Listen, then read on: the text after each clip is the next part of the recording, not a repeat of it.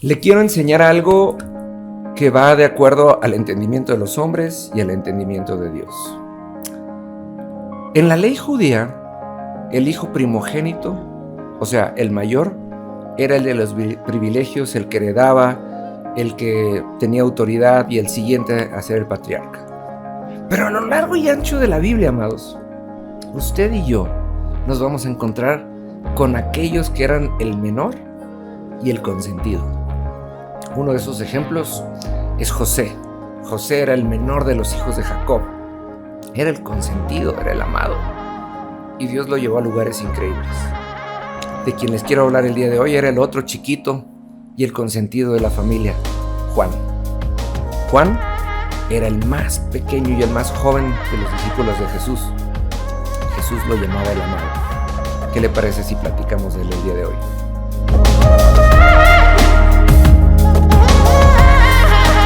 Amados, ¿cómo están? Muy buenos días, me da mucho gusto saludarles.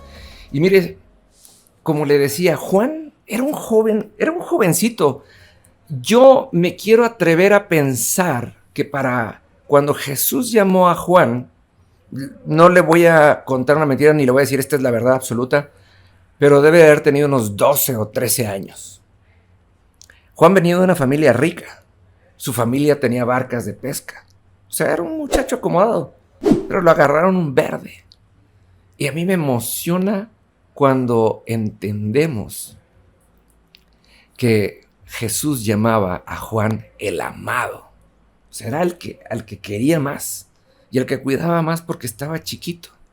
Pero también lo tomó en una edad, amados, en donde tenía una manera de percibir al mundo y a las personas de una manera completamente distinta que todos los demás apóstoles que ya eran hombres maduros. Y entonces Juan tuvo acceso a conocer a Jesús de una manera completamente diferente. Juan fue el último de los discípulos en morir. Juan murió, no me haga mucho caso, pero por ahí del año 100. O sea, fue el último.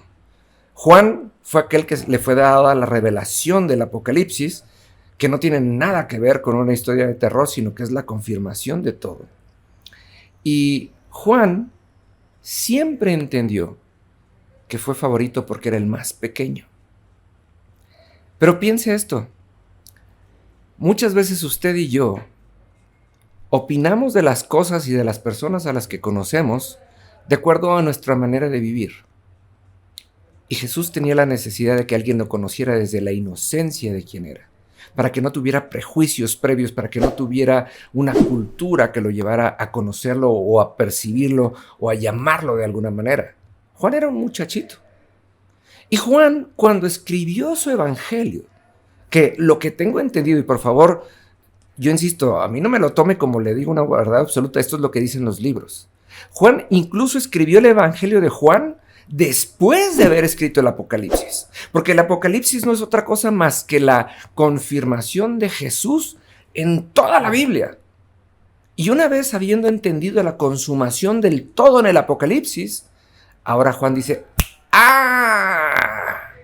Y entonces se pone a redactar una carta que habla de sus vivencias con Jesús, pero desde la inocencia que lo había conocido. Por eso, cuando nosotros leemos el Evangelio de Juan, que es mi favorito de los 4 evangelios, lo siento, es el favorito de todos, no le puedo decir el nivel de emoción que tengo cuando lo leo, porque Juan entendió que Jesús era completamente hombre y a la vez era completamente Dios. No era una combinación de los dos, sino que cuando vino como hombre, vivió como hombre, pero nunca dejó de tener la identidad y nunca dejó de tener el efecto y nunca dejó de tener la manera de pensar, de ser completamente Dios. No es como que fueran 2 personas en uno.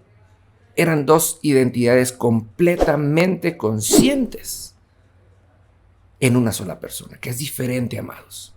Entonces, cuando nosotros entendemos en el Evangelio de Juan y vemos los milagros de Jesús, los vemos como completamente lógicos y claro, ¿por qué no va a suceder? Si en el momento que está actuando como hombre, actúa 100% como hombre y cuando actúa como Dios es 100% Dios. Su identidad nunca fue puesta en duda. Su manera de vivir nunca fue puesta en duda. Y su manera de hablar nunca fue puesta en duda. Porque aunque Jesús vivía como hombre, hablaba como Dios.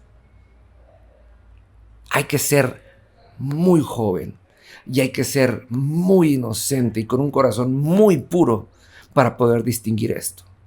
Mire, piense esto, el mismo apóstol Santiago, quien era el hermano carnal de Jesús, no alcanzó a distinguirlo porque debió haber sido muy difícil crecer con un hermano que siempre era perfecto. Juan era este muchachito, que era el consentido, y conoció al hombre en plenitud y conoció al Dios en plenitud. Entonces, amados, imagínense lo que es que ahora tenga usted, aprovechando que es viernes, la oportunidad de darle una muy buena ojeada y una muy buena leída al Evangelio de Juan. Y lo hago con la perspectiva de saber que así es como Dios espera que nosotros seamos. Por eso Jesús decía, dejen que los niños se acerquen a mí, dejen que los inocentes se acerquen a mí para que me conozcan como soy. Juan era un niño cuando se acercó a Jesús y aprendió a conocer al que era completamente hombre y al que era completamente Dios. Cuénteme qué opina. Es más, dése la oportunidad de leer el Evangelio de Juan y nos vemos el lunes. Y entonces, dígame, ¿qué aprendió diferente? Que Dios le bendiga y nos vemos.